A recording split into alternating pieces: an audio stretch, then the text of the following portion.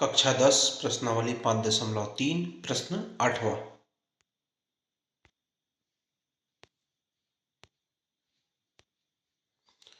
उस एपी के प्रथम 51 पदों का योग ज्ञात करो जिसके दूसरे और तीसरे पद क्रमशः 14 और 18 हैं।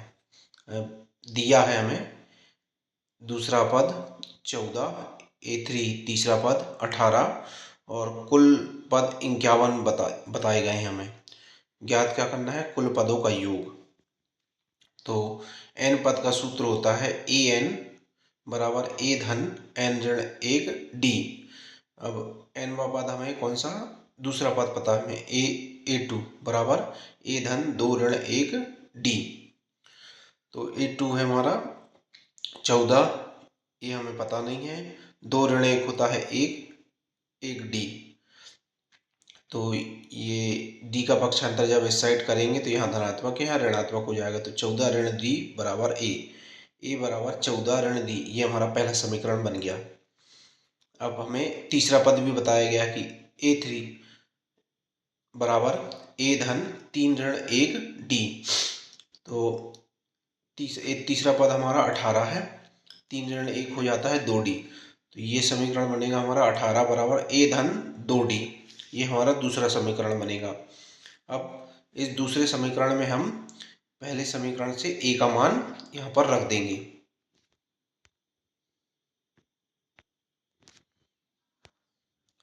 समीकरण 1 से a का मान समीकरण 2 में रखने पर समीकरण 2 हमारा ये था 18 बराबर a धन 2d।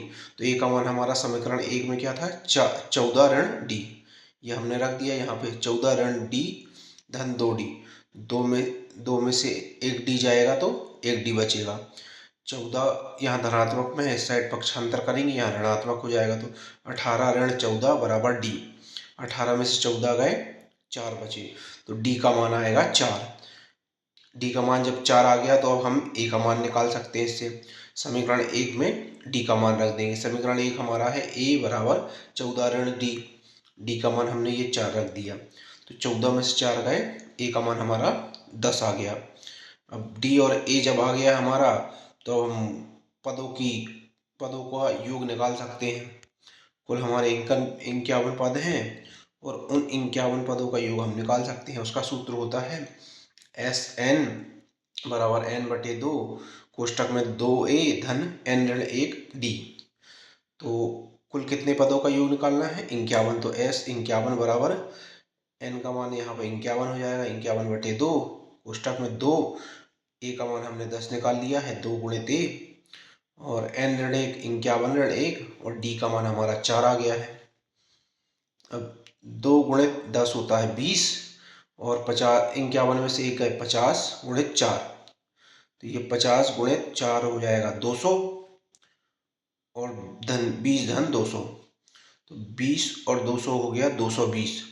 51 बटे 2 गुणित 220, तो 2 से जब 220 में भाग देंगे तो ये आ जाएगा 110। तो S51 बराबर 51 गुणित 110 हो जाएगा।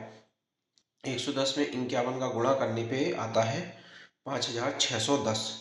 तो S51 हमारा 5610, ये हमारा उत्तर आ गया है। उत्तर की जांच करने के लिए हम इस समीकरण में a और d का मान रख देते हैं।